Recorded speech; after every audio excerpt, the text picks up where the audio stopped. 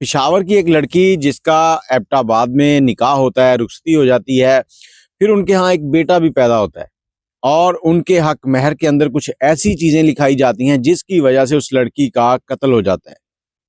अस्सलाम वालेकुम, कैसे हैं आप लोग? मैं हूं आपके साथ अदनान। और पेशावर की एक लड़की मेहरुन्निसा जो कि बहुत ही ज़हीन और होशियार थी पढ़ाई के अंदर। पढ़ाई जब स्कूल की मुकम्मल की, यूनिवर्सिटी तक पहुंची तो बाप ने पूछा कि बेटा क्या बनना चाहती हो? उसने कहा पापा मैं डॉक्टर बनना चाहती हूँ।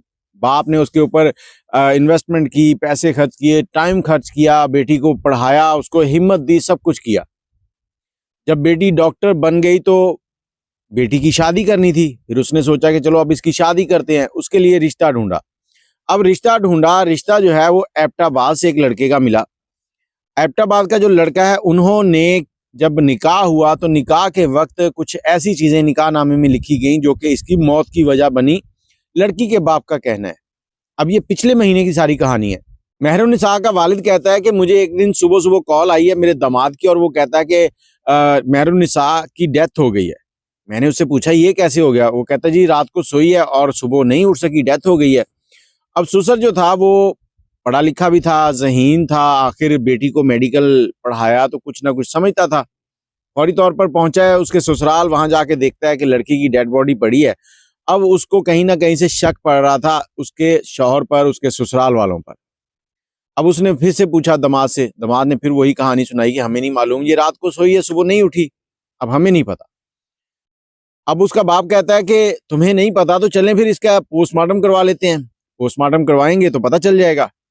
अब पोस्टमार्टम के लिए जो दामाद है वो राजी नहीं हो रहा। वो कहता रहने दें, इसमें बड़ी तकलीफ होती है, सारे जिस्म को काट पीट देते हैं। लेकिन मैं आपको बताता चलूं, जब पोस्टमार्टम करते हैं तो उसके अंदर हर चीज आ जाती है कि इस बंदे को जहर दिया गया, इसको इसका सांस रोका गया, इसकी ऑक्सीजन कम हुई, दिल बंद हो गया, तबई मौत है, क्या मसले मसाइल हैं, हर चीज उसमें क्लियर आ जाती है। अब लड़की का बाप जो है वो पुलिस को कॉल करता है। पुलिस आती है। पुलिस आकर जब सारी तफ्तीश पूछती है तो पुलिस कहती है कि ठीक है, आप लड़की जो है इसका पोस्टमार्टम करवाएं। पुलिस अपनी निगरानी में उसका पोस्टमार्टम करवाती है। अब बाप कहता है कि मेरी एफआईआर दर्ज करो। पुलिस एफआईआर दर्ज नहीं कर रही। 13 दिन गुजरते हैं इसी चीज को। बाप रोज चक्कर लगा रहा है, कभी थाने के, कभी एसएचओ के पास, कभी डीसी के पास, कभी डीपीओ के पास, लेकिन बाप को आगे तक पहुंचने नहीं दिया जाता। ये जो बड़े ओहदों पर लोग बैठे होते हैं ना, इनके बाहर चौकीदार कह लें, एक छोटे जहन के लोग भी होते हैं जिन्होंने चापलूसी करनी होती है। और वो क्या करते हैं, अंदर बेशक बंदा सुकून से अकेला बैठा सिगरेट पी रहा है ना साहब जी, वो बाहर बैठा कहेगा अंदर मीटिंग चल रही है, आप बैठ जाएं। 5 से 6 घंटे आपको इंतजार करवाएगा। उसकी कोशिश होती है कि ये कुछ ना कुछ मेरी जेब गर्म करे तब मैं इसको आगे भेजूं, जो सीधी बात है। अब इस बाप के साथ भी यही कुछ हुआ। 13 दिन गुजर गए। फिर एक दिन अचानक से पुलिस हरकत में आई। वो कैसे आई? इसको किसी ने मशवरा दिया कि आप अदालत में रिट दायर कर दें।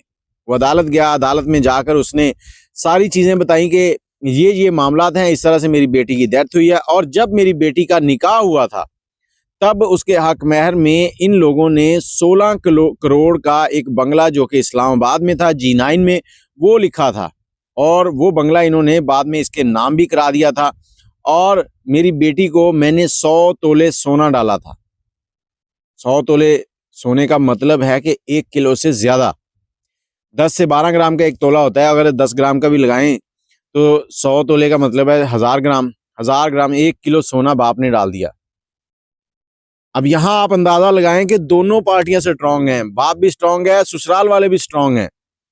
पुलिस वाले एफआईआर दर्ज नहीं कर रहे। अदालत ने पूरी कार्रवाई सुनी।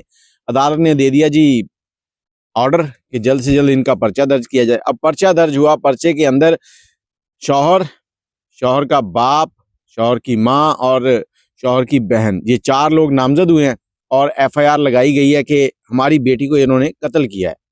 अब पुलिस ने उनको गिरफ्तार करके पेश किया। पेश करने के बाद 2 दिन का उनका रिमांड भी ले लिया। अब आगे देखते हैं क्या बनता है। लेकिन मैं आप लोगों से फिर यही कहूंगा कि कई बार हम ऐसे करते हैं कि दौलत और पैसे के चक्कर में ना अपनी बेटियों को जहन्नुम में भेज देते हैं। अब इनकी अच्छी खासी औलाद भी थी, एक बेटा भी था। अब बाप कहता है कि इनके दिल में लालच आया कि ये 100 तोले सोना भी हमारे पास रह जाएगा, बंगला भी हमें वापस आ जाएगा। इस लालच की वजह से इन्होंने मेरी बेटी को कत्ल किया है। बाकी आपकी क्या राय है कमेंट में ज़रूर बताइएगा। और अल्लाह पाक सबकी बहन बेटियों की इज़्ज़तें, उनकी सेहत और उनके मामलात आसान करे। दुआओं में याद रखिएगा। अल्लाह हाफ़िज़।